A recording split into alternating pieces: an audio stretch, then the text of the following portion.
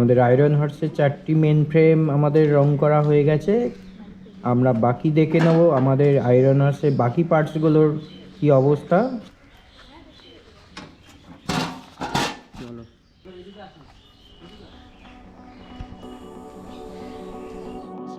তো দেখে নেব এখন পাউডার কোটিংয়ের ওয়ার্কশপের প্রসেসিংটা কিভাবে হয়।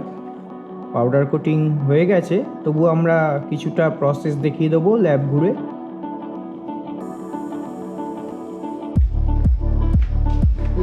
এইটা আমাদের কিসের ট্যাঙ্ক আছে এটা? কস্টিংটা কেন করি? তেল কাটানোর জন্য। কস্টিং মানে সবাই যেমন সাবান তেল কাটানোর জন্য, তাই তো? তারপরে আমাদের কি আছে? এই যে জল আছে, এই যে অ্যাসিড, তেলের জল। আমরা কত সময় রাখি? কস্টিং এ কত সময় রাখি? এটা আধ ঘন্টা রাখি আমরা, 30 মিনিট।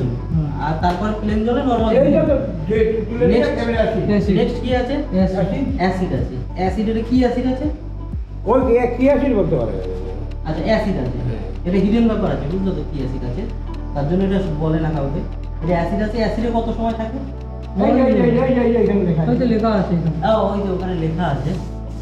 হ্যাঁ, 20 মিনিট আমরা হচ্ছে অ্যাসিডে রাখি। কিন্তু এই ফার্স্ট প্রসেসটাকে বলে ডিক্রিজিং, ঠিক আছে? তারপরে অ্যাসিড, ডিলাস্টিং। হ্যাঁ ডিলাস্টিং, তাই তো? তারপরে নেক্সট আমাদের কি আছে? দুটো জল। এটা হচ্ছে ওয়াটার। এটা এটা কি জল আছে? ওই প্লেন জল ধোয়ার জন্য।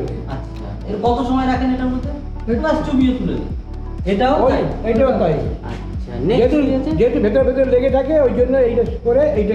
তারপরে হচ্ছে ফসফেটিং। তারপরে হচ্ছে ফসফেটিং। ফসফেটিং এর পরে ইলেকট্রন। তারপরে আমাদের এখানে হলো 180 ডিগ্রি সেন্টিগ্রেডে 45 মিনিট। না, প্রথমটা কমে হয়, 30 মিনিটের মতো হয়।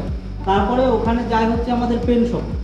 পাউডার কোটিং শপে যাওয়ার পরে আমাদের এই যে মাল রয়েছে আয়রন মাল, এগুলো সব পাউডার হয়ে গেছে।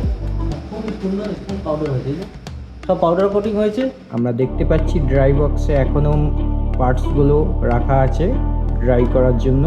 তো সেগুলো কমপ্লিট হয়ে গেলেই চলে আসবে আমাদের মেন ওয়ার্কশপে। পাউডার কোটিং এর একটা কোয়ালিটি ইন্সপেকশন হয়, টেস্টিং হয়, যেরকম অ্যাডহেসিভ টেস্টিং হয়, ঠিক আছে? নর্মাল ভিজুয়াল ইন্সপেকশনটাও হবে। আর হচ্ছে আমাদের আরেকটা হয় গ্লস টেস্টিংটা হবে।